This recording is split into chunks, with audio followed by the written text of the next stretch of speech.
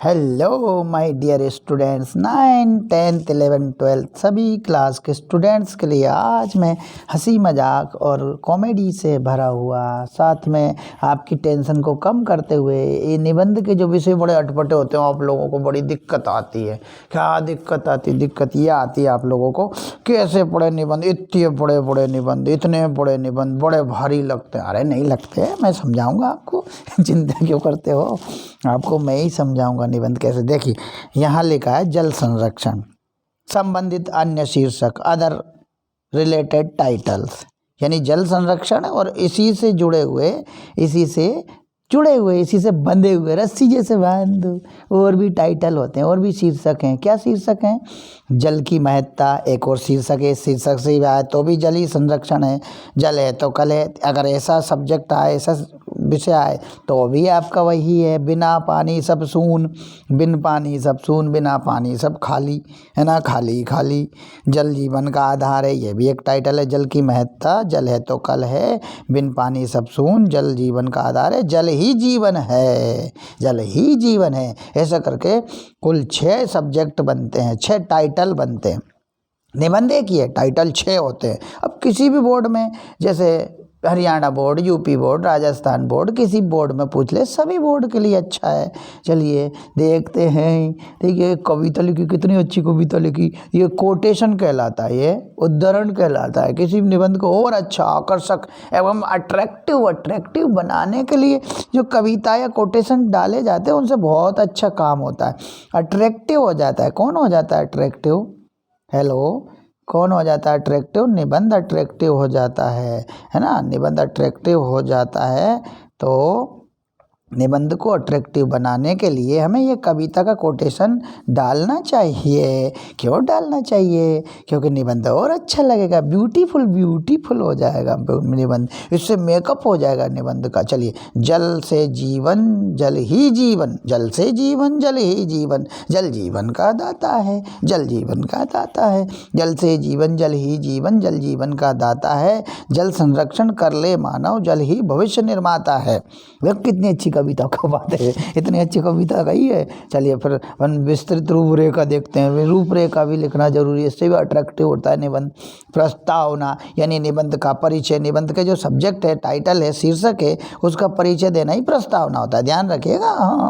हाँ, मैं एक लड़का हूँ, ये परिचय दिया, ये मैं रमेश हूँ, मैं अमित हूँ, मैं फलाना हूँ, मैं डिकाना हूँ, हम का हूँ, ये अगर कहते यही तो प्रस्तावना है। और क्या होता है? वो कोई अलग से नहीं होता, घबराने की बात नहीं है। प्रस्तावना सिर्फ उस विषय का परिचय देना, वो विषय क्या है यह बताना, क्या कहलाता है प्रस्तावना। जल का महत्व, कि जल की इम्पोर्टेंस क्या है हमारे जीवन में, या हमारे लिए कितना जरूरी है जल, इसी को कहते हैं जल का महत्व। जल के विभिन्न स्रोत मैंने कहाँ से में पानी मिलता है, वो स्रोत है, सोर्स कहाँ से मिल रहा है हमें जल, वो बताना। जल का अभाव कितना खतरनाक हो सकता है, कितना हानिकारक हो सकता है हमारे लिए, मानव समाज, मानव जाति के लिए, पूरे जीवन जितना पृथ्वी पर है उन सब के लिए जल बहुत जरूरी है। चाहे पेड़ पौधे हो, जीव जंतु हो, मनुष्य हो, कोई भी हो, सबके लिए इसका महत्व तो है ही। अगर इसका अभाव हो गया ना, जल का अभाव, चौथा पॉइंट है,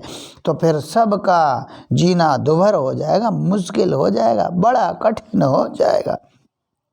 जल समस्या का समाधान, अब जल की जो समस्या बढ़ती जा रही है उसका समाधान कैसे कर सकते हैं ये बताना। और उपसंहार, मेन पॉइंट 2, प्रस्तावना, उपसंहार, पहला पॉइंट, आखिरी पॉइंट, अंतिम। उपसंहार का मतलब है कि जिस जल के संरक्षण के लिए, जल के सदुपयोग के लिए हम क्या करें, क्या कर्तव्य, क्या ड्यूटी है, क्या रिस्पॉन्सिबिलिटीज़ हैं, इन सबको बताना ही उपसंहार होता है। हर निबंध में उपसंहार में ड्यूटीज़ बतानी पड़ती है, हमारा काम बताना पड़ता है कि इसके लिए हम क्या करते हैं, कर सकते नहीं, करें, चाहिए भी नहीं बोलना।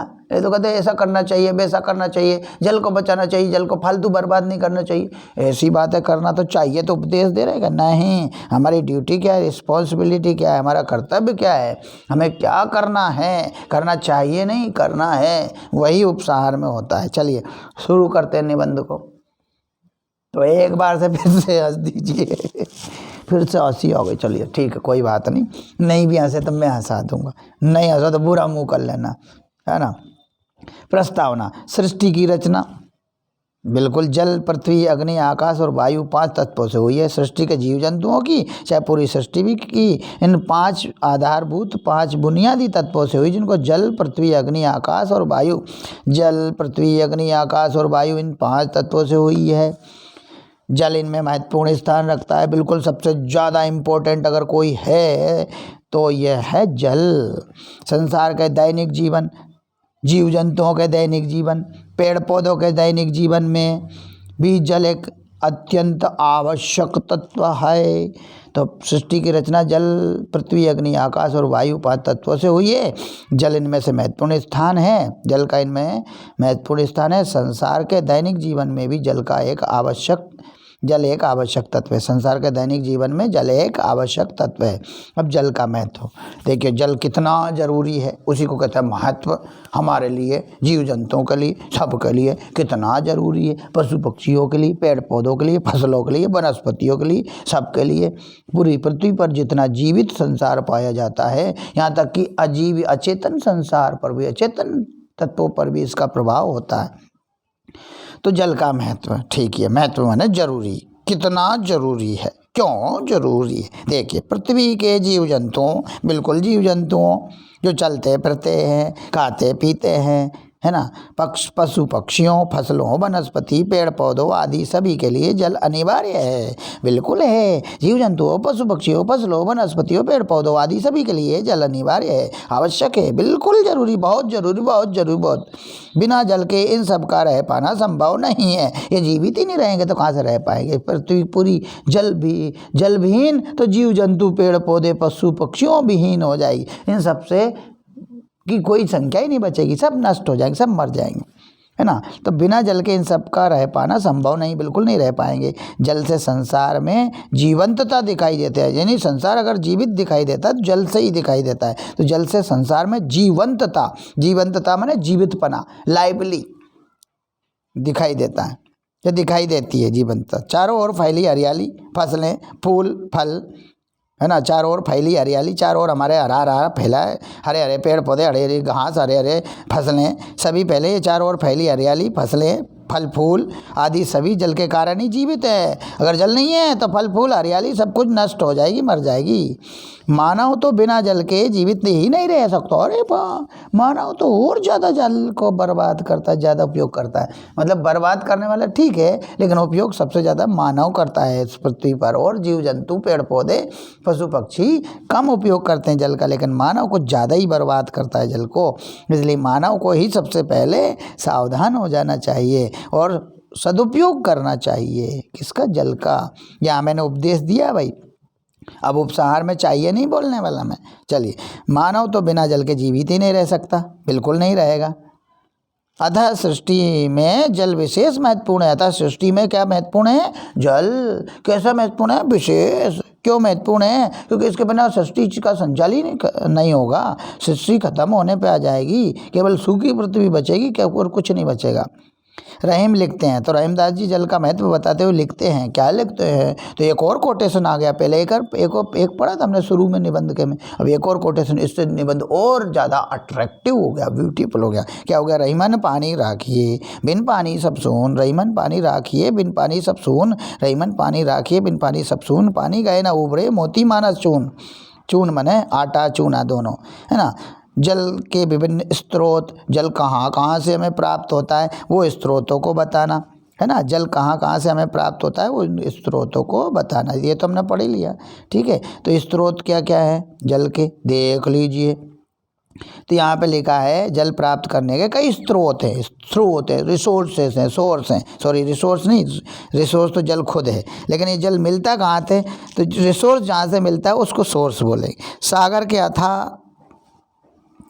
सागर में अथाह जल भरा है, बिल्कुल गहरा है, किंतु खारी है, किंतु खारा है, ये भी सब जानते हैं। सागर में अथाह बहुत अधिक जल भरा है, किंतु खारा है तो किसी काम का नहीं है। अब खारा है कोई पिएगा क्या, कोई नहीं पी सकता, इसलिए वह हर प्रकार की पूर्ति नहीं कर पाता। वो जल खारा है इसलिए पूर्ति तो हो ही नहीं सकती, जबकि पानी की कोई कमी नहीं दुनिया में। लेकिन बिना खारे पानी की, मीठे पानी की, मीठे मतलब शक्कर मिला नहीं, गुड़ मिला नहीं पानी, मीठा पानी माने बिना नमक का पानी, जो खारा नहीं हो उसको मीठा पानी कहेंगे यहाँ। तो जो मीठा पानी है वो कम है, और खारा पानी तो पानी पानी है, उसकी कोई कमी नहीं है।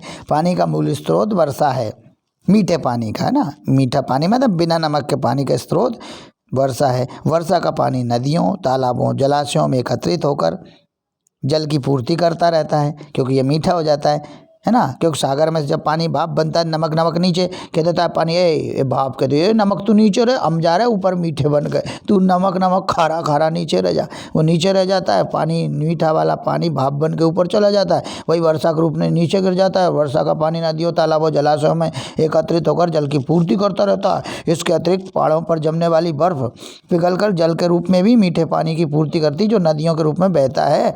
तो कहा है इसके अतिरिक्त पहाड़ों पर जमने वाली बर्फ पिघलकर जल के रूप में नदियों में आती है। कुओं, तालाब, नलकूप आदि के द्वारा पृथ्वी के नीचे विद्यमान, पृथ्वी के गर्भ में विद्यमान जो जल है उसको भी प्राप्त किया जाता है। तो ये सारे स्रोत थे जहाँ से जल हमें मिलता है। अब जल का अभाव, तो जल का अभाव कितना खतरनाक हो सकता है हम मनुष्य जाति, जीव जंतुओं, पेड़ पौधों के लिए।